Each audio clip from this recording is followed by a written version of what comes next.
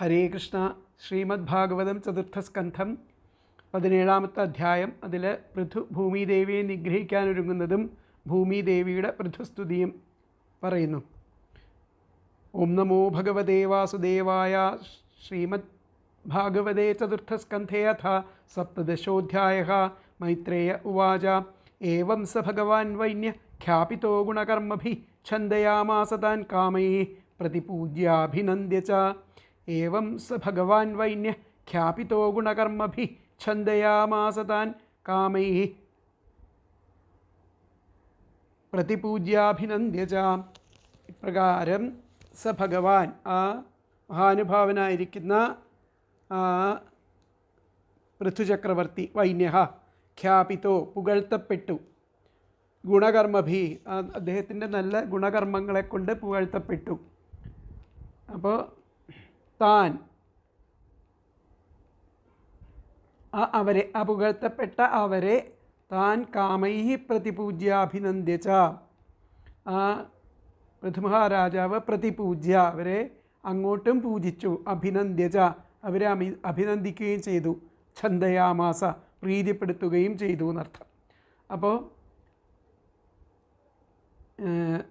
തൻ്റെ ആ ഗുണകർമ്മങ്ങൾ അവയെ പറ്റിയിട്ട് സ്തുതിച്ചിട്ടുള്ള ആ സ്തുതിപാഠകന്മാരെ, സൂതമാഗത ബന്ദികളെ ആ പൃഥുമഹാരാജാവ് അങ്ങോട്ടും അവരെ പൂജിച്ച് അഭിനന്ദിച്ചു.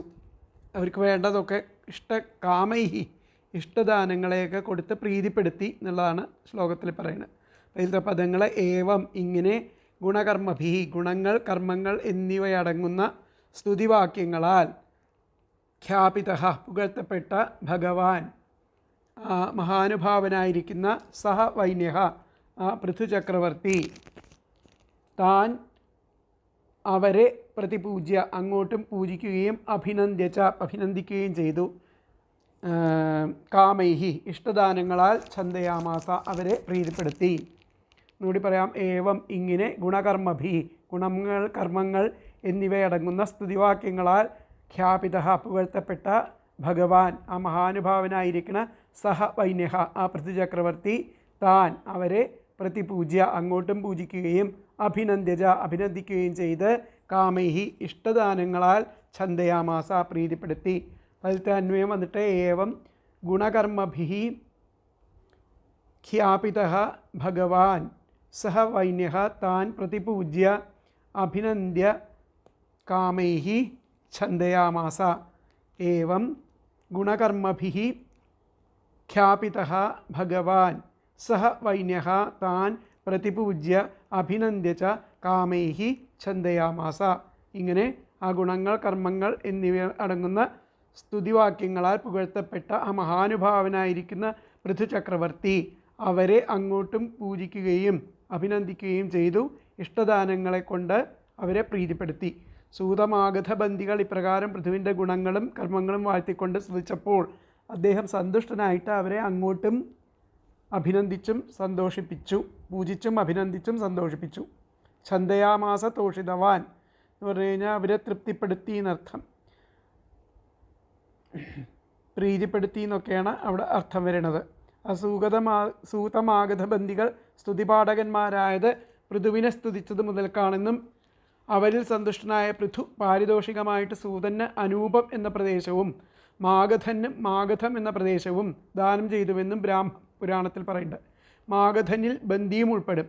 തതഃ പ്രഭൃതി വൈ ലോകേ സ്തവേഷു മുനിസത്തമാഃ ആശീർവാദാഃ പ്രയുജ്യന്തെ സൂതമാഗധബന്ദിഭിഃ തയോഃ സ്തവാന്തേ സുപ്രീതഃ പൃഥു പ്രാദാത് പ്രജേശ്വരഃ അനൂപദേശം സൂതായ മഗധം മാഗധായ ച. ബ്രഹ്മപുരാണത്തിൽ പറയുന്നുണ്ട്. അപ്പോൾ ഭഗവാനായിരിക്കുന്ന പൃഥു ഇങ്ങനെ ഗുണകർമ്മങ്ങളാൽ, പ്രശംസനീയമായ സ്തുതികളാൽ പ്രശസ്തനാക്കപ്പെട്ട് ആ സ്തുതിപാഠകന്മാരെ അങ്ങോട്ടും പൂജിച്ചും അഭിനന്ദിച്ചും ആ സർവ്വ ആഭീഷ്ടങ്ങളും അവർക്ക് സാധിപ്പിച്ചു കൊടുത്തു. മൈത്രേയൻ വിതുരനോട് പറയുകയാണ്, വേനനിൽ നിന്നും ജനിച്ച ആ ഭഗവത് അവതാരമായിരിക്കുന്ന ആ ചക്രവർത്തി തൻ്റെ ഗുണഗണങ്ങളെയും താൻ നടത്തുവാൻ പോകുന്ന കർമ്മങ്ങളെയും മേൽ വിവരിച്ച വിധം സ്തോത്രരൂപേണ പ്രകാശിപ്പിച്ച ആ സൂതമാഗധാദികളെ മധുരവാക്ക് പറഞ്ഞ് സന്തോഷിപ്പിക്കുകയും വസ്ത്രാലങ്കാരാദികളായിരിക്കുന്ന അഭീഷ്ട വസ്തുക്കളെ സമ്മാനിച്ച് സൽക്കരിക്കുകയും ചെയ്തു. അപ്പോൾ ഇതിലത്തെ വ്യാഖ്യാനം വന്നിട്ട് നമുക്ക് നോക്കാം. അപ്പോൾ ഇവിടെ സപ്തദശയെ 17ാമത്തെ ദശകത്തിൽ ലോകക്ഷുധ പ്രശമയൻ പൃഥുഹു, ആ ലോകത്തിന് ഉണ്ടായിരിക്കുന്ന ആ വിശപ്പിനെ ഇല്ലാതെയാക്കി ആ പൃഥു ചക്രവർത്തി. ഗ്രസ്തബീജാം മഹീം, ആ ബീജങ്ങളെയൊക്കെ ഒളിപ്പിച്ച് വെച്ചിട്ടുള്ള ആ ഭൂമിയെ ഹന്തും വധിക്കാൻ ശ്രമിച്ചു. യത്തോ, അപ്പോൾ ഭീത്യ, ആ ഭീതി പൂണ്ടിട്ട് തയാസ്തുത, ആ ഭൂമി ദേവിയാൽ സ്തുതിക്കപ്പെട്ടു. അതാ പറഞ്ഞിരിക്കുന്നത് സപ്തദശയെ ലോകക്ഷുധ പ്രശമയൻ പൃഥുഹു, ആ ലോകത്തിൻ്റെ ആ വിശപ്പ് തീർക്കാൻ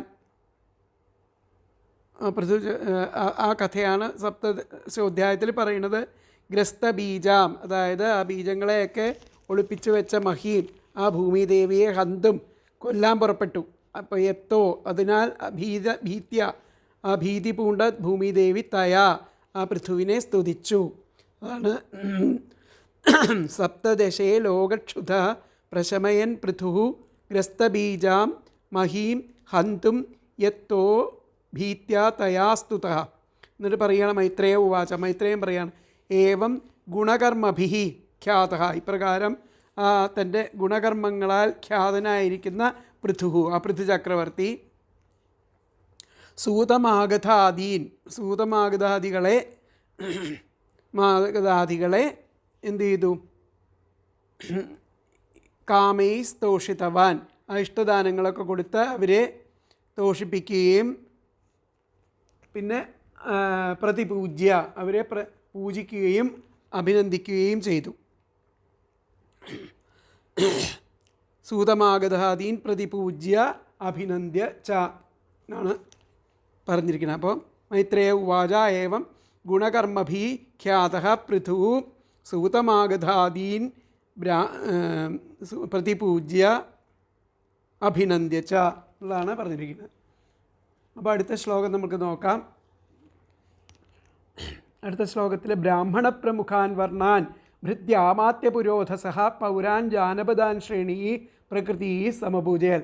അപ്പോൾ അവരെ മാത്രമല്ല, സ്തുതിപാഠകന്മാരെ മാത്രമല്ല അതിന് പ്രേരിപ്പിച്ച ബ്രാഹ്മണ പ്രമുഖാൻ, ആ ബ്രാഹ്മണ പ്രമുഖന്മാരെ, പിന്നെ അവിടെ ഉണ്ടായിരുന്ന സർവവർണ്ണാൻ, എല്ലാ വർണ്ണത്തിലും പെട്ടിട്ടുള്ള ആൾക്കാരെ, ഭൃത്യാമാത്യ പുരോധസ, ഭൃത്യന്മാരെ, അമാത്യന്മാരെ, സേവകന്മാരെ, മന്ത്രിമാരെ, പുരോധസ പുരോഹിതന്മാർ, ഇവർ പൗരാൻ എന്ന് പറഞ്ഞാൽ നഗരവാസികൾ, ജാനപദാൻ ഗ്രാമവാസികൾ, ശ്രേണീ എന്ന് പറഞ്ഞു കഴിഞ്ഞിട്ടുണ്ടെങ്കിൽ ശില്പികൾ മുതലായവർ എന്നാണ് അവിടെ അർത്ഥം വരുന്നത്. ശ്രേണീഹി പ്രകൃതീഹി എന്ന് പറഞ്ഞു കഴിഞ്ഞിട്ടുണ്ടെങ്കിൽ മറ്റു പരിവാരങ്ങൾ, മറ്റുള്ള സകല പരിവാരങ്ങളും സമപൂജയൽ, അവരെയൊക്കെ അവിടെ ഉണ്ടായിരുന്ന എല്ലാവരെയും സമപൂജയൽ, നന്നായിട്ട് പൂജിച്ചു എന്നുള്ളതാണ് പറയുന്നത്. ബ്രാഹ്മണ പ്രമുഖാൻ വർണ്ണാൻ ഭൃത്യാമാത്യ പുരോധസ പൗരാൻ ജാനപദാൻ ശ്രേണീ പ്രകൃതി സമപൂജയൽ.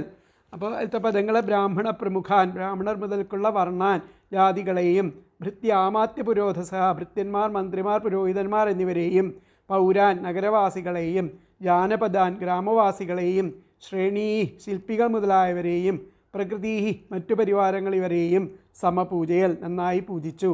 എന്നുകൂടി പറയാം. ബ്രാഹ്മണ പ്രമുഖാൻ ബ്രാഹ്മണർ മുതൽക്കുള്ള വർണ്ണാൻ ജാതികളെയും, ഭൃത്യാമാത്യ പുരോധസ ഭൃത്യന്മാർ, മന്ത്രിമാർ, പുരോഹിതന്മാർ എന്നിവരെയും, പൗരാൻ നഗരവാസികളെയും, ജാനപദാൻ ഗ്രാമവാസികളെയും, ശ്രേണീ ശില്പികൾ മുതലായവരെയും, പ്രകൃതി മറ്റു പരിവാരങ്ങൾ ഇവരെയും സമപൂജയൽ നന്നായിട്ട് പൂജിച്ചു. അപ്പോൾ അതിലത്തെ അന്വയം വന്നിട്ട് ബ്രാഹ്മണ പ്രമുഖാൻ വർണ്ണാൻ ഭൃത്യാമാത്യ പുരോധസ പൗരാൻ ജാനപദാൻ ശ്രേണീ പ്രകൃതി സമപൂജയത്. എന്നും കൂടി പറയാം. ബ്രാഹ്മണ പ്രമുഖാൻ വർണ്ണാൻ ഭൃത്യാമാത്യ പുരോധസ പൗരാൻ ജാനപദാൻ ശ്രേണീ പ്രകൃതി സമപൂജയത്. ബ്രാഹ്മണർ മുതൽക്കുള്ള ജാതികളെയും, ഭൃത്യന്മാർ, മന്ത്രിമാർ, പുരോഹിതന്മാർ എന്നിവരെയും, നഗരവാസികളെയും, ഗ്രാമവാസികളെയും, ശില്പികൾ മുതലായവരെയും, മറ്റു പരിവാരങ്ങൾ ഇവരെയും നന്നായി പൂജിച്ചു. ബ്രാഹ്മണാദി വർണ്ണത്തിൽപ്പെട്ടവരെയും, ഭൃത്യന്മാർ, മന്ത്രിമാർ, പുരോഹിതന്മാർ, പട്ടണവാസികൾ, ഗ്രാമവാസികൾ, തൊഴിൽ ജീവനക്കാർ, മറ്റു പരിവാരങ്ങൾ എന്നിവരെയും അദ്ദേഹം ഉചിതമാം വണ്ണം പൂജിച്ചു. ശ്രേണി എന്ന് പറഞ്ഞാൽ ഒരേ തൊഴിലിലേർപ്പെട്ട പല ജാതിക്കാരുടെയും അല്ലെങ്കിൽ ഒരേ ജാതിക്കാരുടെയും സംഘം, അതിനാണ് ശ്രേണി എന്ന് പറയുന്നത്. ശ്രേണയോ നാനാജാതീനാം ഏകജാതീനാം അപ്യേകകർമ്മോപജീവിനാം സംഘാതഃ എന്നുള്ളതാണ് പറഞ്ഞിരിക്കുന്നത്. അപ്പോൾ ശില്പികൾ, വ്യവസായികൾ മുതലായവരുടെ സംഘങ്ങൾക്ക് ഇത് പറയും, ശ്രേണി എന്ന് പറയും. പ്രകൃതി എന്ന് പറഞ്ഞു കഴിഞ്ഞാൽ അതിൽ രാജാവ്, മന്ത്രി, രാജ്യം, ദുർഗം, കോശം, ദണ്ഡം, മിത്രം എന്നീ 7 ഘടകങ്ങൾ ചേർന്നതാണ് പ്രകൃതി എന്ന് പറയുന്നത്. ഉദ്യോഗസ്ഥ വൃന്ദങ്ങൾ ഇതിലുൾപ്പെടും. പ്രകൃതി എന്ന് പറഞ്ഞു കഴിഞ്ഞാൽ അതിൽ രാജാവ്, മന്ത്രി, രാജ്യം, ദുർഗം, കോശം, ദണ്ഡം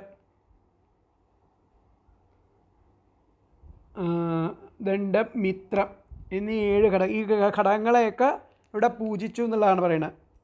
ചേർത്തിട്ട് ഈ ഉദ്യോഗസ്ഥ വൃന്ദങ്ങളൊക്കെ ഇതിൽ പെടും, അവരെയൊക്കെ പൂജിച്ചു എന്നുള്ളതാണ് പറഞ്ഞിരിക്കുന്നത്. അപ്പോൾ ബ്രാഹ്മണ പ്രമുഖന്മാരായിരിക്കുന്ന വർണ്ണങ്ങളെയും ഭൃത്യന്മാർ, മന്ത്രിമാർ, ആചാര്യന്മാർ മുതലായ പുരവാസികളെയും മറ്റു ദേശങ്ങളിൽ വസിക്കുന്നവരെയും ഓരോ തൊഴിലിൽ കഴിയുന്നവരെയും ആജ്ഞാനുവർത്തികളെയും എല്ലാം അദ്ദേഹം സന്തോഷിപ്പിച്ചു. ബ്രാഹ്മണാദികളായിരിക്കുന്ന 4 ജാതിക്കാരെയും ഭൃത്യന്മാർ, മന്ത്രിമാർ, പുരോഹിതന്മാർ ഇവരെയും പട്ടണത്തിലിരിക്കുന്ന പ്രഭുക്കന്മാരെയും ഗ്രാമവാസികളെയും എണ്ണ, വെറ്റില മുതലായ സാധനങ്ങളെ വിൽക്കുന്ന കച്ചവട സംഘക്കാരെയും സാധാരണ ജനങ്ങളെയും ഉചിത സമ്മാനങ്ങളെ കൊണ്ട് സന്തോഷിപ്പിച്ചു. അതിലത്തെ വ്യാഖ്യാനം വന്നിട്ട് നമുക്ക് നോക്കാം. വ്യാഖ്യാനത്തിൽ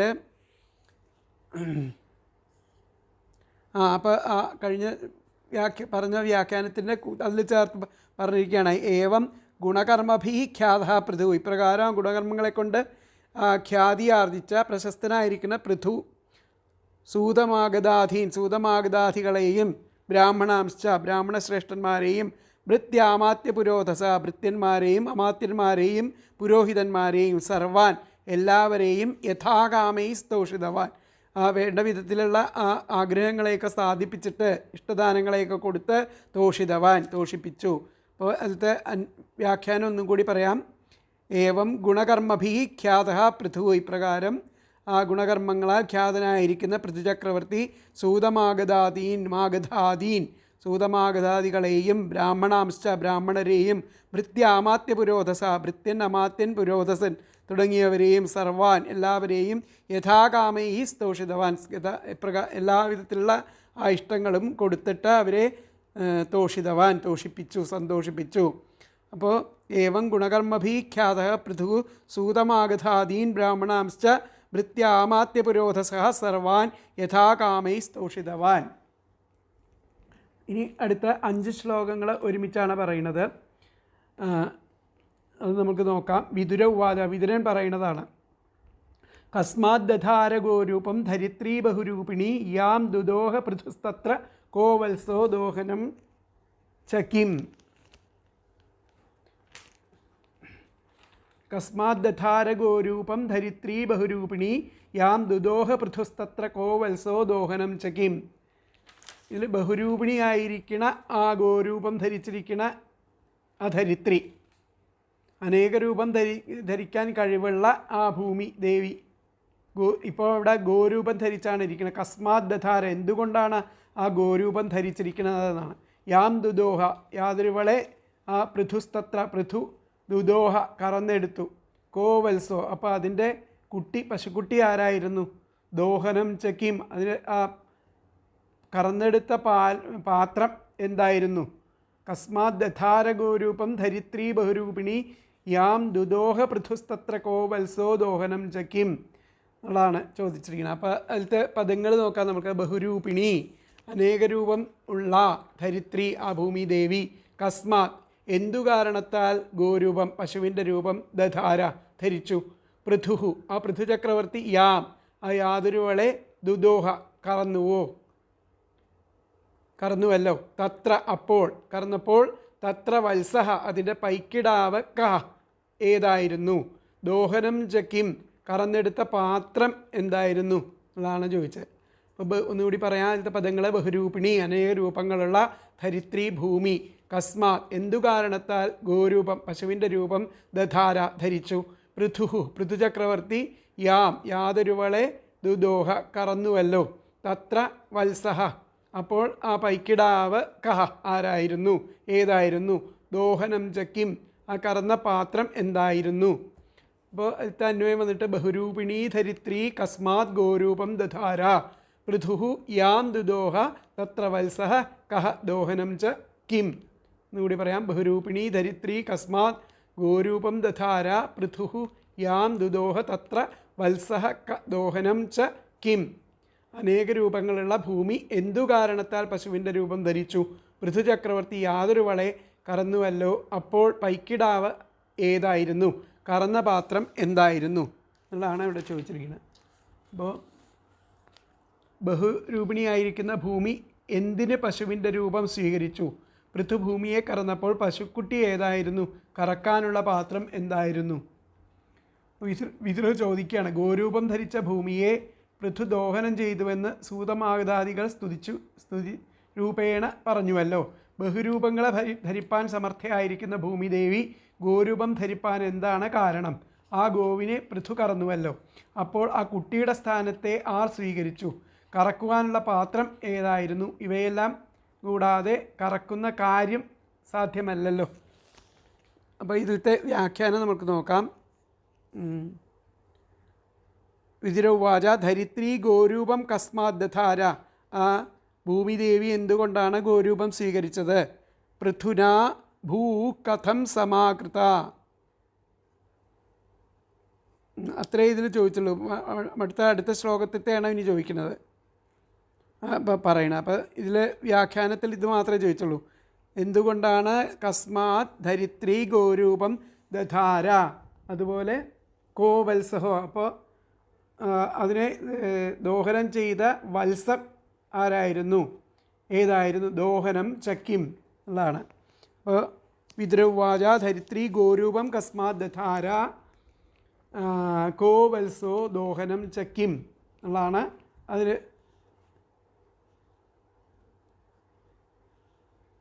അതിൻ്റെ വ്യാഖ്യാനമായിട്ട് വന്നിരിക്കുന്നത്. അപ്പോൾ ആ വിതുരൻ അനേകം രൂപങ്ങളെ ധരിച്ചിരിക്കുന്നവളായിരിക്കുന്ന ഭൂമിദേവി എന്തിന് പശുവിൻ്റെ രൂപം ധരിച്ചു? പൃഥു ഒരു പശുവിനെ കറന്നപ്പോൾ ആ പശുക്കുട്ടി ആര്? ഏതു പാത്രത്തിൽ കറന്നു എന്നുള്ളതാണ് ഇവിടെ ആദ്യത്തെ ഈ ശ്ലോകത്തിൻ്റെ. കസ്മാത് ദധാര ഗോരൂപം ധരിത്രി ബഹുരൂപിണി യാം ദുദോഹ പൃഥുസ്തത്ര കോവത്സോ ദോഹനം ചകിം. അടുത്ത ശ്ലോകം പ്രകൃത്യാ വിഷമാദേവി കൃതാതേന സമാകഥം തസ്യ മേധ്യം ഹയം ദേവ കസ്യ ഹേതോരപാഹരൽ. പ്രകൃത്യാ വിഷമാദേവി, സ്വാഭാവികമായിട്ടും ആ വിഷമാദേവി, ആ ഭൂമിദേവി സമം ആയിട്ടല്ല. അത് പിന്നെ എന്താണ് ഉയർന്നതും താഴ്ന്നതുമൊക്കെ ആയിട്ടുള്ള ആ പ്രകൃതിയാണ് ഭൂമിദേവിക്കുള്ളത്. പ്രകൃത്യാ വിഷമാദേവി കൃതാതേന സമാഗതം, ആ ഭൂമിദേവിയെ തേന ആ പൃഥുവിനാൽ എങ്ങനെയാണ് കഥം സമനിരപ്പാക്കിയത്? തസ്യ മേധ്യം, ആ പൃഥുവിൻ്റെ ആ മേധ്യം ഹയം, ആ യജ്ഞപശുവിനെ ദേവ, ആ ഇന്ദ്രൻ കസ്യ ഹേതോ എന്ത് കാരണത്താൽ അപഹരിച്ചു എന്നുള്ളതാണ് ചോദിച്ചത്. പ്രകൃത്യാ വിഷമാദേവി, സ്വതവേ തന്നെ നിമ്നവും ഉന്നതവും ഒക്കെ ആയിട്ടുള്ള ആ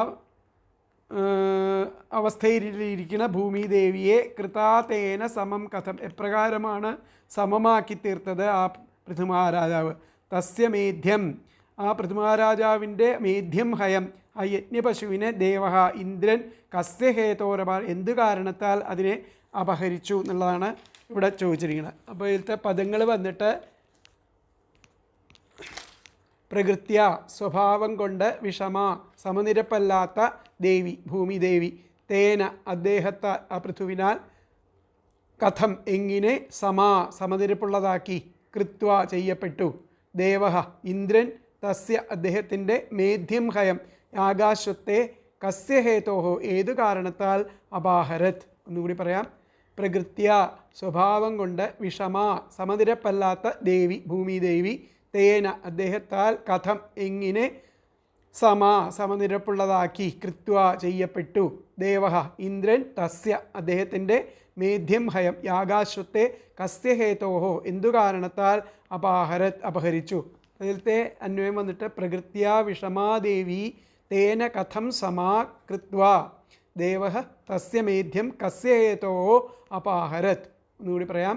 പ്രകൃത്യാ വിഷമാ ദേവി തേന കഥം സമാ കൃത്വാ ദേവഃ തസ്യ മേധ്യം ഹയം കസ്യ ഹേതോഃ അപാഹരത്.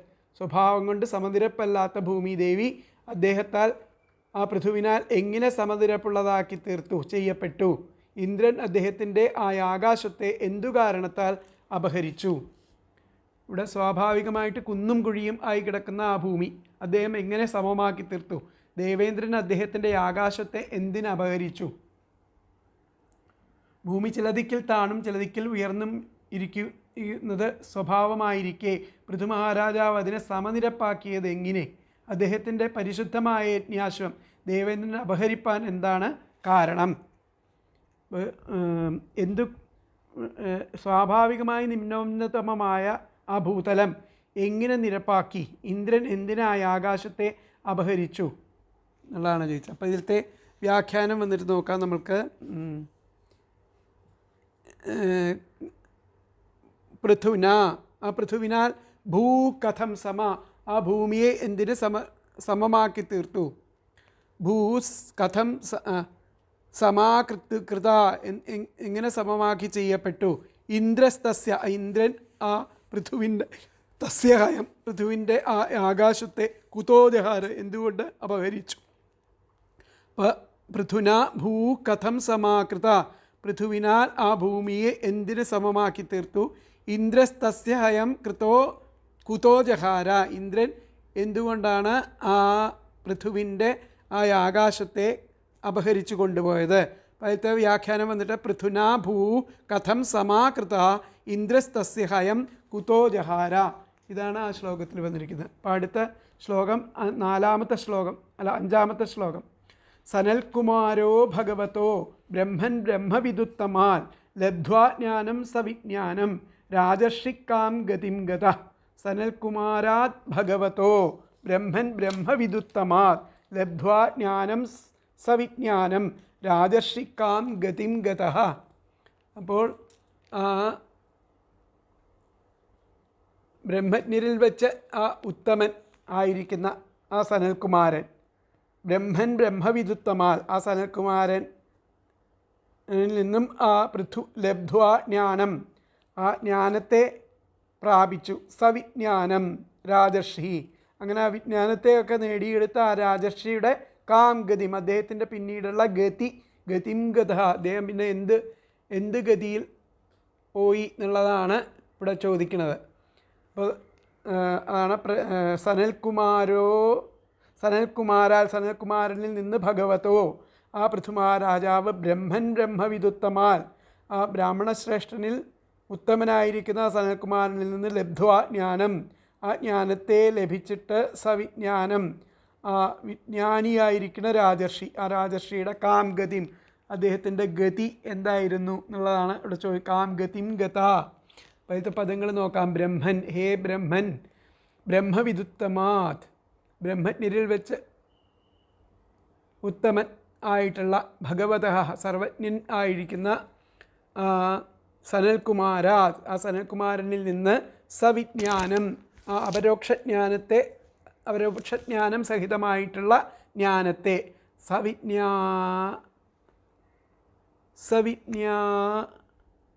എന്താ ഇവിടെ പറഞ്ഞിരിക്കുന്നത്, സവിജ്ഞാനം ജ്ഞാനം എന്നാൽ അപരോക്ഷജ്ഞാനം സഹിതമായുള്ള ആ അധ്യാത്മജ്ഞാനത്തെ, അധ്യാത്മബോധത്തെ എന്നർത്ഥം. ജ്ഞാനം അധ്യാത്മബോധം ലബ്ധത്തിന് ശേഷം രാജർഷി, ആ രാജർഷി കാം ഗതിം, ഏതൊരു നിലയെ, കാം ഗതിം ഗത, ഏതൊരു നിലയെ പ്രാപിച്ചു. എന്നുകൂടി പറയാം. ബ്രഹ്മൻ, ഹേ ബ്രഹ്മൻ, ബ്രഹ്മവിദുത്തമാർ, ബ്രഹ്മജ്ഞരിൽ വെച്ച് ഉത്തമനും ഭഗവതഃ സർവജ്ഞനുമായിരിക്കുന്ന സനൽകുമാരാത്, ആ സനൽകുമാരനിൽ നിന്ന് സവിജ്ഞാനം അപരോക്ഷജ്ഞാനം സഹിതമായുള്ള ജ്ഞാനം, സവിജ്ഞാനം അപരോക്ഷ ജ്ഞാനം സഹിതമായുള്ള ജ്ഞാനം എന്ന് പറഞ്ഞു കഴിഞ്ഞാൽ അധ്യാത്മബോധത്തെ ലഭിച്ചതിന് ശേഷം രാജർഷി, ആ രാജാവ് കാം ഗതിം, ഏതൊരു നിലയെ ഗതഃ പ്രാപിച്ചു. അതിൽ തന്വയം വന്നിട്ട് ബ്രഹ്മൻ ബ്രഹ്മവിദുത്തമാത് ഭഗവതഃ സനൽകുമാരാത് സവിജ്ഞാനം ജ്ഞാനം ലബ്ധ്വാ രാജർഷി കാം ഗതിം ഗതഃ. എന്നും കൂടി. ബ്രഹ്മൻ ബ്രഹ്മവിദുത്തമാത് ഭഗവതഃ സനൽകുമാരാത് സവിജ്ഞാനം ജ്ഞാനം ലബ്ധ്വാ രാജർഷി കാം ഗതിം ഗതഃ. ഹേ ബ്രഹ്മൻ, ബ്രഹ്മജ്ഞരിൽ വെച്ച് ഉത്തമനും സർവജ്ഞനുമായ ആ സനൽകുമാരനിൽ നിന്ന് അപരോക്ഷജ്ഞാനം സഹിതമായുള്ള അധ്യാത്മബോധത്തെ ലഭിച്ചതിന് ശേഷം ആ രാജർഷി ഏതൊരു നിലയെ പ്രാപിച്ചു എന്നുള്ളതാണ് ചോദിക്കുന്നത്. അപ്പോൾ ഇന്ദ്രൻ എന്തിന് ആകാശത്തെ അപഹരിച്ചു? ബ്രഹ്മജ്ഞാനികളിൽ ശ്രേഷ്ഠനായിരിക്കുന്ന ഭഗവാൻ സനൽകുമാരനിൽ നിന്നും ജ്ഞാനവിജ്ഞാനങ്ങളെ പഠിച്ച ആ രാജർഷിയുടെ അന്ത്യഗതി എന്തായിരുന്നു എന്നുള്ളതാണ് ചോദിക്കുന്നത്. അപ്പോൾ ഇവിടെ ബ്രഹ്മൻ ആ രാജർഷി ബ്രഹ്മർഷികളിൽ വെച്ച് സത്തമനും ഭഗവാനുമായ സനൽകുമാരനിൽ നിന്നും സവിജ്ഞാനമായ ആ ജ്ഞാനം തേടി ഏതു ഗതി പ്രാപിച്ചു? ഹേ സർവം അറിഞ്ഞിരിക്കുന്ന മുനെ, ഭഗവാന്റെ അവതാര സ്വരൂപനും ബ്രഹ്മജ്ഞന്മാരിൽ ഉത്തമനുമായിരിക്കുന്ന സനൽകുമാരമുനിയിൽ നിന്നും ബ്രഹ്മസാക്ഷാത്കാര പര്യന്തമുള്ള ജ്ഞാനം സിദ്ധിച്ചു രാജർഷി ഏതൊരു വിധമായ സ്ഥിതിയെ പിന്നെ പ്രാപിച്ചു? ഇതിലത്തെ വ്യാഖ്യാനം വന്നിട്ട് നോക്കാം. വ്യാഖ്യാനത്തിൽ സനൽകുമാരാത് ജ്ഞാനം ലബ്ധ്വ, അദ്ദേഹം ആ സനൽകുമാരനിൽ നിന്നും ജ്ഞാനം ലഭിച്ചിട്ട് കാം ഗതിം ഗതഃ, ഏതു നിലയെ പ്രാപിച്ചു? സനൽകുമാരാൽ ജ്ഞാനം ലബ്ധ്വ, അദ്ദേഹം സനൽകുമാരനിൽ നിന്നും ജ്ഞാനം ലഭിച്ചിട്ട് ലബ്ധ്വ കാം ഗതിം, ഏതു നിലയെ അദ്ദേഹം പ്രാപിച്ചു എന്നുള്ളതാണ് ആ ശ്ലോകത്തിൽ. സനൽകുമാരാത് ഭഗവതോ ബ്രഹ്മൻ ബ്രഹ്മവിദുത്തമാൻ ലബ്ധ്വാ ജ്ഞാനം സവിജ്ഞാനം രാജർഷിക്കാം ഗതിം ഗത. ഇനി 6ാമത്തെ ശ്ലോകം. യച്ചാന്യദപി കൃഷ്ണസ്യ ഭവാൻ ഭഗവത പ്രഭോ ശ്രവസുശ്രവസ പുണ്യം പൂർവദേഹ കഥാശ്രയം. യച്ചാന്യദപി കൃഷ്ണസ്യ ഭവാൻ ഭഗവത പ്രഭോ ശ്രവസുശ്രവസ പുണ്യം പൂർവദേഹ കഥാശ്രയം. അപ്പം യാതൊരാൾ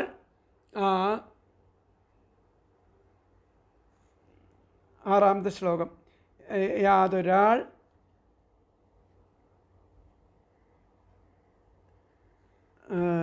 യച്ചാന്യദപി കൃഷ്ണസ്യ ഭവാൻ ഭഗവത പ്രഭോ ശ്രവ സുശ്രവസ, ഏതൊരാൾ ആ പൃഥുവിൻ്റെ രൂപം എടുത്തിട്ട്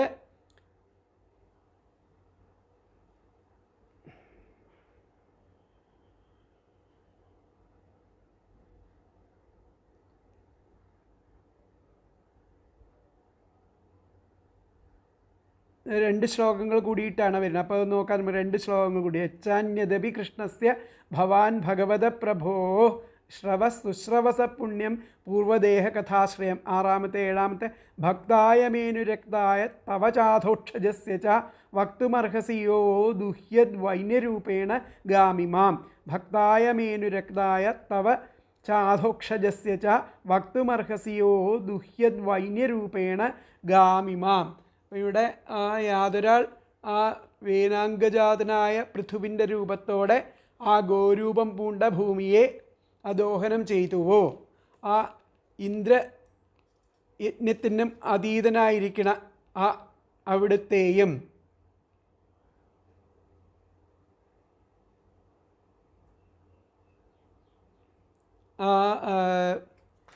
അദ്ദേഹം ഭഗവാനെ ആ ഇന്ദ്രയജ്ഞ ആതീതനായ ഇന്ദ്രൻ്റെ യജ്ഞത്തിനും അതീതനായിരിക്കുന്ന ആ ഭഗവാനെ, അവിടുത്തെയും അങ്ങയുടെയും ആ ഭക്തനും അനുരക്തനും ആയിരിക്കുന്ന ആ തസ്യച്ച എന്ന് പറഞ്ഞു കഴിഞ്ഞാൽ ആ ഭഗവാനിൽ അനുരക്തനായിരിക്കുന്ന എന്നർത്ഥം. എനിക്കായിക്കൊണ്ട് സുകീർത്തിമാനും സർവൈശ്വര്യാദി ഷഡ്ഗുണസമ്പന്നനുമായിരിക്കുന്ന ആ സർവസമർത്ഥനായിരിക്കുന്ന ആ ശ്രീകൃഷ്ണൻ്റെ ആ പൂർവ അവതാര കഥയായ ആ പൃഥുചരിതത്തെ സംബന്ധിച്ച് ആ പുണ്യകരമായ യാതൊന്ന് വേറെ ഇതിൽ പരം ഈ പുണ്യമായിട്ടുള്ള വേറെ വല്ലതും ഉണ്ടോ? അപ്പോൾ അതിനെയൊക്കെ എനിക്ക് പറഞ്ഞു തരണമെന്നാണ്. യച്ചാന്യദപി കൃഷ്ണസ്യ ഭവാൻ ഭഗവത പ്രഭോ. വേറൊരു കഥ കേൾക്കേണ്ടതായിട്ടില്ല, കേൾക്കേണ്ടതായിട്ടില്ല, സുശ്രവ വേണ്ട വിധത്തിൽ കേൾക്കേണ്ടതായിട്ടില്ല. അത്രയ്ക്കും പുണ്യമുള്ള പൂർവദേഹ കഥാശ്രയ, ആ പൃഥുവിൻ്റെ ചരിത്രം, പൃഥുവിൻ്റെ പൂർവദേഹ കഥ, പൂർവ്വദേഹത്തിൽ അദ്ദേഹം ശ്രീകൃഷ്ണൻ ഭഗവാനായിരുന്നു. ഭഗവാൻ അദ്ദേഹത്തിൻ്റെ കഥയും ആ പൃഥുവിൻ്റെ കഥയും ഭക്തായ മേനുരക്തായ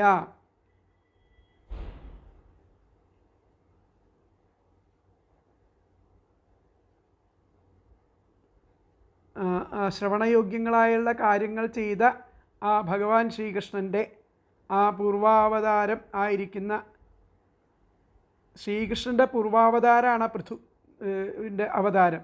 ആ പൂർവാവതാരമായിരിക്കുന്ന ശ്രീകൃഷ്ണൻ്റെ കഥ, ഭൂമിയെ ദോഹനം ചെയ്തവനുമായിരിക്കുന്ന ചക്രവർത്തിയുടെ ഈ വക എല്ലാ വൃത്താന്തങ്ങളും ഒക്കെ എനിക്ക് അങ്ങ് ഉപദേശിച്ചു തരണം എന്നാണ്. വക്തുമർഹസി, എനിക്ക് പറഞ്ഞു തരണം. യോ ദുഹ്യത് വൈന്യരൂപേണ, ആ വൈന്യരൂപം, ആ പൃഥു രൂപം എടുത്തിട്ട് ആ ഗോവിനെ, ആ ഭൂമിദേവിയെ ദോഹനം ചെയ്തിട്ടുള്ള ആ വൃത്താന്തങ്ങളൊക്കെ എന്നോട് പറഞ്ഞു തരണം എന്നുള്ളതാണ് പറയുന്നത്. അതിലത്തെ പദങ്ങൾ നോക്കാം. യഹ, യാതൊരാൾ, വൈന്യഹ രൂപേണ, വേനാംഗജാതനായ പൃഥുവിൻ്റെ രൂപത്തോടെ, ഇമാം ഗാം, ധേനു രൂപം ധരിച്ചിരിക്കുന്ന ഈ ഭൂമിയെ, അദൂഹ്യത് എന്ന് പറഞ്ഞാൽ ദോഹനം ചെയ്തുവോ, അധോക്ഷജസ്യ എന്ന് പറഞ്ഞാൽ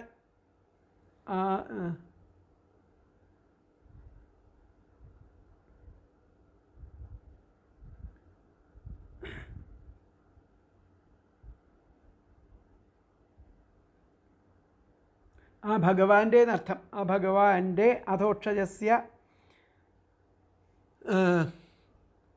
തസ്യച, ഭഗവാന്റെയും, തസ്യച അവിടുത്തെയും, തവച അങ്ങയുടെയും, ഭക്തനായ ഭക്തനും, അനുരക്തായ അനുരക്തരൂപനും ആയ മമ എനിക്കായിക്കൊണ്ട്.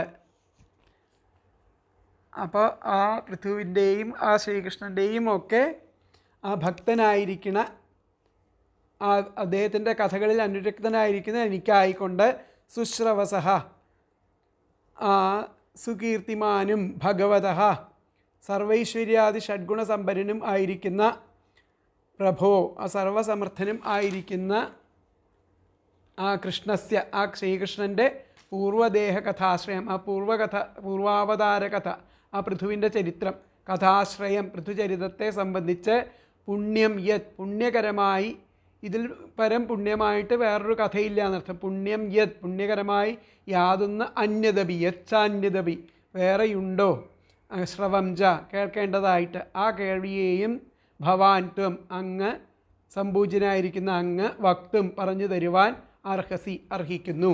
ഒന്നും കൂടി പറയാം.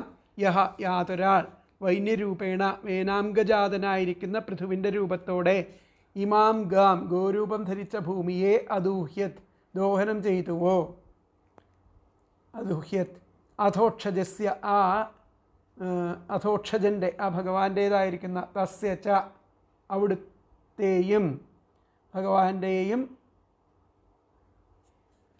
അതുപോലെ അവിടുത്തെയും, ശ്രീകൃഷ്ണ ഭഗവാന്റെയും, തവച അങ്ങയുടെയും, ഭക്തായ ഭക്തനും, അവരുടെയൊക്കെ ഭക്തനും ആയിരിക്കുന്ന, അനുരക്തായ അനുരക്തനുമായിരിക്കുന്ന എനിക്കായിക്കൊണ്ട്, സുശ്രവസഹ സുകീർത്തിമാനും, ഭഗവതഃ സർവൈശ്വര്യാഭീഷ്ട സദ്ഗുണ സമ്പന്നനുമായിരിക്കുന്ന പ്രഭോ, പ്രഭോ എന്ന് പറഞ്ഞു കഴിഞ്ഞാൽ സർവസമർത്ഥനും ആയിരിക്കുന്ന കൃഷ്ണസ്യ, ആ ശ്രീകൃഷ്ണൻ്റെ പൂർവ്വദേഹ കഥാശ്രയം, പൂർവാവതാര കഥയായിട്ടുള്ള പൃഥുചരിതത്തെ സംബന്ധിച്ച്, പുണ്യം യത് പുണ്യകരമായിട്ട് യാതൊന്ന്, അന്യതപി വേറെയുണ്ടോ, ശ്രവം ച ആ കഥയും കേൾപ്പിക്കണം, ഭവാൻ ത്വം സംപൂജ്യനായ അങ്ങ്, വക്തും പറഞ്ഞു തരുവാൻ, അർഹസി അർഹിക്കുന്നു. അപ്പോൾ ഇതിലത്തെ അന്വയം വന്നിട്ട്, യഹ വൈന്യരൂപേണ ഇമാം ഗാം അദൂഹ്യത് അധോക്ഷജസ്യ തസ്യ ച തവ ച ഭക്തായ അനുരക്തായ മമ സുശ്രവസഃ ഭഗവതഃ പ്രഭോ കൃഷ്ണസ്യ പൂർവ്വദേഹ കഥാശ്രയം പുണ്യം യത് അന്യദപി ശ്രവം ച ഭവാൻ ത്വം വക്തും അർഹസി. എന്നും കൂടി പറയാം. യഹ വൈന്യരൂപേണ ഇമാം ഗാം അദുഹ്യത് അധോക്ഷജസ്യ തസ്യ ച തവ ച ഭക്തായ അനുരക്തായ മമ സുശ്രവസഃ ഭഗവതഃ പ്രഭോ കൃഷ്ണസ്യ പൂർവദേഹകഥാശ്രയം പുണ്യം യത് അന്യദപി ശ്രവം ച ഭവാൻ ത്വം വക്തും അർഹസി. അപ്പോൾ ഇവിടെ പറയുന്നത് ആ കീർത്തിമാനും സൽകീർത്തിമാനും യോഗ്യങ്ങളായിരിക്കുന്ന കാര്യങ്ങൾ ചെയ്തവനും ആ ഭഗവാൻ ശ്രീകൃഷ്ണൻ്റെ പൂർവാവതാരവും ഭൂമിയെ ദോഹനം ചെയ്തവനും ആയിരിക്കുന്ന പൃഥുചക്രവർത്തിയുടെ ഈ വക എല്ലാ വൃത്താന്തങ്ങളും ഭഗവാങ്കലും അങ്ങയിലും ഭക്ത്യാദരങ്ങളോടുകൂടിയിരിക്കുന്ന എനിക്ക് ഉപദേശിച്ചു തന്നാലും അതാണ് ഭക്തായ അനുരക്തായ മമ തസ്യ ച തവ ച എന്നൊക്കെ പറയാനുള്ള കാര്യം. ആ ഭൂമിയെ ദോഹനം ചെയ്തതും ആയ പൃഥുചക്രവർത്തിയുടെ ഈ വക എല്ലാ വൃത്താന്തങ്ങളും ഭഗവാങ്കലും അങ്ങയിലും ഭക്ത്യാദരങ്ങളോടുകൂടിയ എനിക്ക് ഉപദേശിച്ചു തരണം എന്നുള്ളതാണ് പറഞ്ഞിരിക്കുന്നത്. അപ്പോൾ ഇതിൽ ഭഗവാൻ പൃഥുവിൻ്റെ രൂപത്തിൽ അവതരിച്ച് ആ ഗോരൂപമാർന്ന ആ ഭൂമിയെ കറന്നല്ലോ. അപ്പോൾ ഇന്ദ്രിയാതീതൻ ആയിരിക്കുന്ന ആ സർവേശ്വരൻ്റെയും അതാണ് അധോക്ഷജസ്യ ഇന്ദ്രിയാതീതനായിരിക്കുന്ന ആ സർവേശ്വരൻ്റെയും അവിടുത്തെയും ഭക്തനായിരിക്കുന്ന എനിക്ക് ആ പുണ്യകീർത്തിയും ഗുണപരിപൂർണനും സർവവന്ദ്യനുമായ ആ സച്ചിദാനന്ദമൂർത്തിയുടെ പൃഥു അവതാരം സംബന്ധിച്ച പുണ്യമായിരിക്കുന്ന യശസ് അങ്ങ് ഉപദേശിച്ചു തരണം എന്നുള്ളതാണ് ഇവിടെ പറയുന്നത്. ഹേ ഭഗവൻ, ആ പൃഥുസ്വരൂപത്തെ ധരിച്ചിട്ട് ഈ ഭൂമിയെ കറന്നത് ഭഗവാനായ ശ്രീകൃഷ്ണൻ തന്നെയാണല്ലോ. കേൾക്കുന്നവരുടെ അന്ധകരണത്തെ പരിശുദ്ധമാക്കുവാൻ സമർത്ഥമായ യശസ്സോടുകൂടിയ ആ പ്രഭുവായിരിക്കുന്ന ശ്രീകൃഷ്ണൻ്റെ പൂർവ്വദേഹമായിരിക്കുന്ന പൃഥുമഹാരാജാവ് ചെയ്തതായ അതിശയകർമ്മങ്ങളെ ഞാൻ ചോദിച്ചതും ചോദിക്കാതെ വിട്ടുപോയിട്ടുള്ളതും അങ്ങയിലും ഭഗവാനിലും ഭക്തനും അനുരക്തനും ആയിരിക്കുന്ന എന്നോട് അരുളി ചെയ്താലും എന്നാണ് പറയുന്നത്. അപ്പോൾ ഇതിലത്തെ വ്യാഖ്യാനം വന്നിട്ട് നമുക്ക് നോക്കാം. ഏതത് അന്യച്ച ഇതിൽ അപ്പുറം ആയിട്ട് പൃഥോഹോ ആ പൃഥുവിൻ്റെ കഥാശ്രയം ഭക്തായ മേ ആ കഥയെ ആശ്രയിച്ചിരിക്കുന്ന ഭക്തനായ അദ്ദേഹത്തിൻ്റെ ഭക്തനായിട്ടുള്ള എന്നെ വക്തുമർഹസി എനിക്ക് പറഞ്ഞു തന്നാലും വക്തുമർഹസി എന്നേ പറഞ്ഞിട്ടുള്ളൂ. ഏതത് അന്യച്ച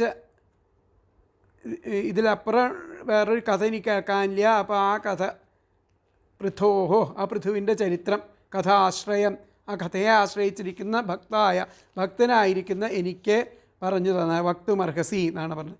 ഏതന്യച്ച പൃഥോഹോ കഥാശ്രയം ഭക്തായ മേ വക്തുമർഹസി എന്നുള്ളതാണ് പറയുന്നത്. ഇനി അടുത്തത് സൂത ഉവാച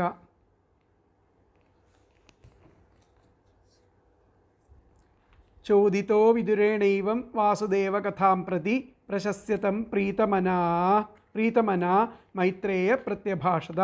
ചോദിതോ വിദുരേണൈവ ഇപ്രകാരം ആ വിദുരനാൽ ചോദിക്കപ്പെട്ടു. വാസുദേവ കഥാം പ്രതി ശ്രീകൃഷ്ണൻ്റെ കഥയെപ്പറ്റി ചോദിച്ചു. ഏവം പ്രശസ്യതം പ്രീതമനഃ അപ്പോൾ അതിൽ പ്രീതിപ്പെട്ടിട്ട് ആ മൈത്രേയൻ പ്രേരിതനായിക്കൊണ്ട് ആ മൈത്രേയൻ സന്തുഷ്ടനായിട്ട് അദ്ദേഹത്തെ അഭിനന്ദിച്ച് അദ്ദേഹത്തെ അഭിനന്ദിച്ച് പ്രത്യഭാഷത മറുപടി പറഞ്ഞു. അപ്പോൾ വിതുരനാൽ ഇങ്ങനെ ഇപ്രകാരം ഭഗവാന്റെ കഥകളെ പറ്റി ചോദിച്ചപ്പോൾ ആ ചോദിച്ചതിനെ അതിൽ പ്രേരിതനായിരിക്കുന്ന മൈത്രേയ മഹർഷി പ്രീതനായിട്ട് സന്തുഷ്ടചിത്തനായിട്ട് ആ വിതുരനെ പ്രശസ്യ അഭിനന്ദിച്ചിട്ട് മറുപടി പറഞ്ഞു എന്നാണ് പറഞ്ഞത്. അപ്പോൾ അതിൽ പദങ്ങൾ വിതുരനാൽ വാസുദേവ കഥാം പ്രതി ശ്രീകൃഷ്ണൻ്റെ ആ കഥയെപ്പറ്റി ഏവം ഇങ്ങനെ ചോദിതഃ പ്രേരിതനായ മൈത്രേയ ആ മൈത്രേയ മുനി പ്രീതമനാഹ സന്തുഷ്ടമനസ്കനായിട്ട് അദ്ദേഹത്തെ പ്രശസ്യ അഭിനന്ദിച്ചിട്ട് പ്രത്യഭാഷത മറുപടി പറഞ്ഞു. അപ്പോൾ ഒന്നുകൂടി പറയാം. ആ വിതുരനാൽ വാസുദേവ കഥാം പ്രതി ശ്രീകൃഷ്ണൻ്റെ കഥയെപ്പറ്റി ഏവം ഇങ്ങനെ ചോദിതഃ പ്രേരിതനായ മൈത്രേയ ആ മൈത്രേയ മുനി പ്രീതമനാഹ സന്തുഷ്ടമനസ്കനായിട്ട് അദ്ദേഹത്തെ അഭിനന്ദിച്ചിട്ട് പ്രത്യഭാഷത മറുപടി പറഞ്ഞു. അപ്പോൾ വിതുരേണ അതിലത്തെ അന്വയം വിതുരേണ വാസുദേവ കഥാം പ്രതി ഏവം ചോദിതഃ മൈത്രേയ പ്രീതമനാഹ തം പ്രശസ്യ പ്രത്യഭാഷത എന്നുകൂടി പറയാം. വിതുരേണ വാസുദേവ കഥാ ഏവം ചോദിതഃ മൈത്രേയ പ്രീതമനാഹ തം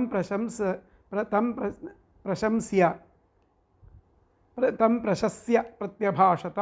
വിതുരനാൽ ശ്രീകൃഷ്ണ ഭഗവാന്റെ കഥ ഇപ്രകാരം ഇങ്ങനെ ശ്രീകൃഷ്ണൻ്റെ കഥയെപ്പറ്റി ഇങ്ങനെ പ്രേരിതനായിട്ട് ആ മൈത്രേയ മഹർഷി സന്തുഷ്ടനായിട്ട് അദ്ദേഹത്തെ അഭിനന്ദിച്ചിട്ട് മറുപടി പറഞ്ഞു എന്നാണ് പറയുന്നത്.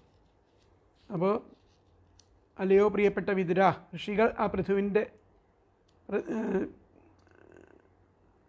ഭഗവാങ്കൽ ആ വാസുദേവൻ്റെ ഇത്തരം കഥകൾ കേൾക്കണമെന്ന ആ വിതുരൻ്റെ വാക്യത്തെ അഭിനന്ദിച്ചിട്ട് മൈത്രേയൻ ഇപ്രകാരം അരുളി ചെയ്തു എന്നുള്ളതാണ് ഇതിൽ പറയുന്നത്.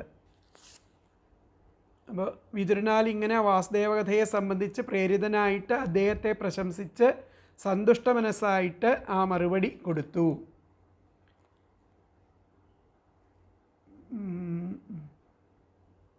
സൂതൻ പറഞ്ഞു, സർവത്ര പരിപൂർണമായിട്ട് പ്രകാശിച്ചു കൊണ്ടിരിക്കുന്ന ശ്രീവാസുദേവൻ്റെ അംശാവതാരമായിരിക്കുന്ന പൃഥുചക്രവർത്തിയുടെ കഥയെ വിസ്തരിപ്പാനായിട്ട് വിതുരർ ആവശ്യപ്പെട്ടപ്പോൾ ശ്രീഹരി ഭക്തനായിരിക്കുന്ന മൈത്രേയന്മാരുടെ മനസ്സിൽ ആ പരമസന്തോഷം ജനിച്ചതിനാൽ വിതുരനെ മധുരവാക്യങ്ങളാൽ അഭിനന്ദിച്ചിട്ട് പറഞ്ഞു തുടങ്ങി.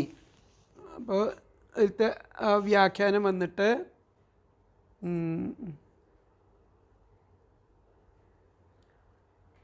ഏവം ഭഗവത് കഥാം പ്രതി വിതുരേണ പ്രേരിതോ മൈത്രേയ. ഇപ്രകാരം ആ ഭഗവത് കഥകളെ നേരെ ആ വിതുരേണ പ്രേരിതോ, വിതുരനാൽ പ്രേരിപ്പിക്കപ്പെട്ട ആ